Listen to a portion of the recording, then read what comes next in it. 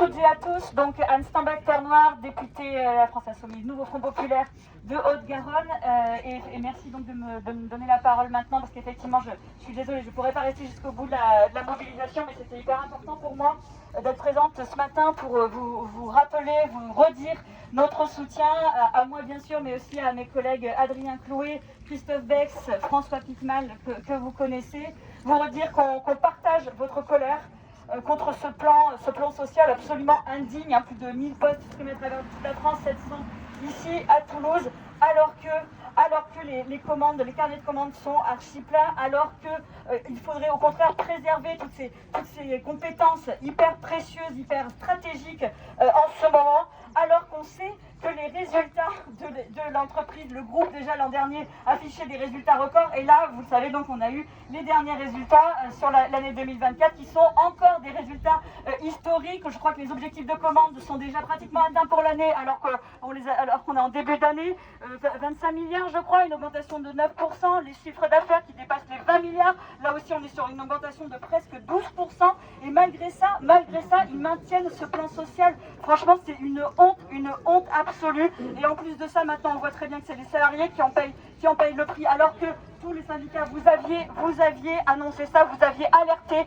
vous aviez dit que en réalité la charge de travail nécessiterait plus d'embauches au lieu de supprimer des emplois comme ils persistent à le faire pour verser toujours plus de dividendes, et le résultat maintenant c'est plus de 50% des salariés qui sont en surcharge de travail. Je crois que j'ai entendu 13% en état d'épuisement. On m'a même dit que l'inspectrice du travail était choquée par la situation, mais voilà de quoi on parle. Et le résultat, encore une fois, ils maintiennent ici, et en plus ils osent vous dire que vous inquiétez pas, ils vont vous payer des formations pour gérer votre stress. C'est bien ça qui a été dit en CSE, mais quelle honte, quel mépris.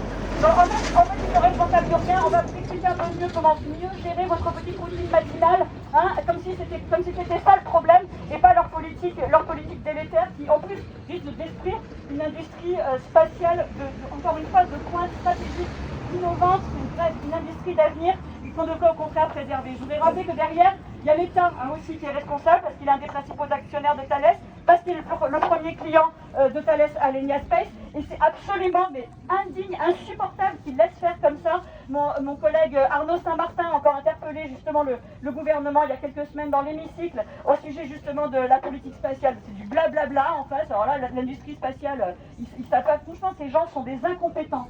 Ils sont en train de nous parler d'économie de guerre, de souveraineté, etc. Et ils laissent casser comme ça une entreprise aussi stratégique dans un moment pareil. Ils laissent filer des savoir-faire qui sont précieux et qu'on devrait préserver à tout prix.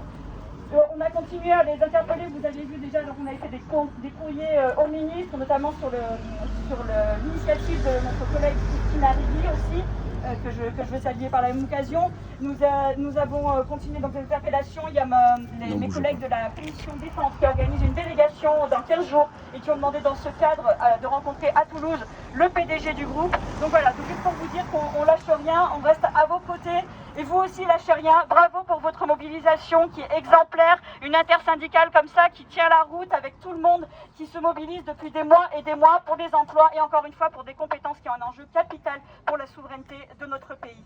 Donc bravo à vous, on lâche rien, de toute façon il n'y a que le rapport de force qui connaissent ces gens-là, et vous pouvez compter sur nous pour vous soutenir jusqu'au bout de cette bataille, et je compte bien qu'on finisse par l'emporter.